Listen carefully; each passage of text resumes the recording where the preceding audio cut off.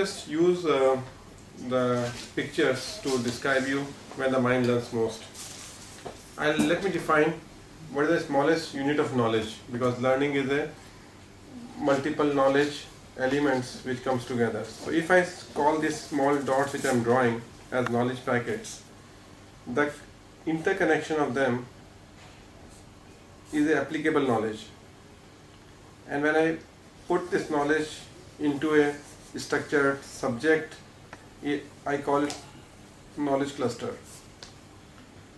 This cluster I can define as a cluster of particular subject like physics, economics, history, English, could be each of the knowledge cluster.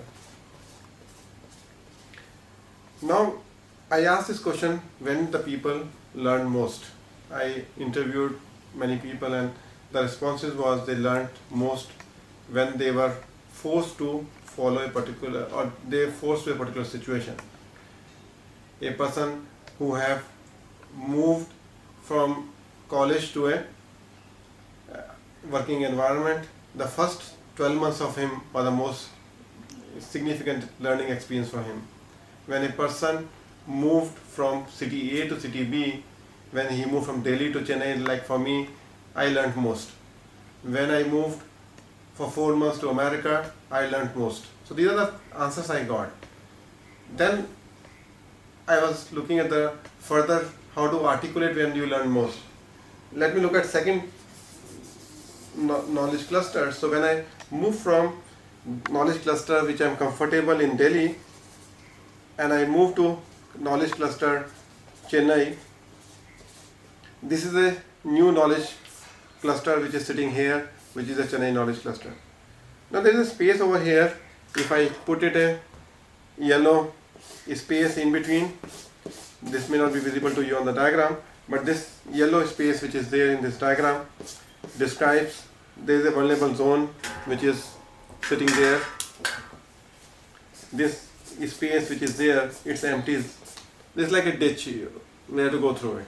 So this is a process where I am out of my comfort zone. So as soon as I am out of comfort zone, I can call it as my vulnerable zone. And this vulnerable zone is what triggers my learning. It's a forced trigger. This trigger can be invoked internally, but over here it's a forced trigger which is there, which provoke me learning. Now in this vulnerable zone, I think if I take example, when the girl getting married and joining the new family, she's in this knowledge cluster, she's moving to this knowledge cluster. Now this family has different knowledge packets, how the family is organized, what breakfast items are, what the lunch items are, how is the behavior of each person in the family. She needs to learn about each and everybody. So her observation or curiosity to learn is at highest, and that's she learned within it. For 1 week or 2 weeks, she learns the behavior of everybody. I don't do it every day. If I'm in a comfort zone in my office, on my floor, how many people do I put the same kind of intensity for knowing them better? So as soon as, but this process of vulnerability of first 2 weeks of the girl who is joining the new family, or when I'm joining the workplace, first 2 weeks of my joining the workplace, or when I'm going to New York from Chennai, are really painful process.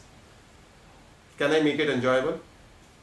Is I'm aware that this is a natural process, this is not a problem I created, this is a natural issue when I am changing the environment. As soon as I become aware that's a natural phenomena, I become more comfortable, my mind become more calm, and I start enjoying the change. By being aware of it, it triggers me the question, now this is a trigger for I need help. So vulnerability can give me the, if I am aware, can give me the question, when do I need help? If I raise the point I do need help, I get the right answers there.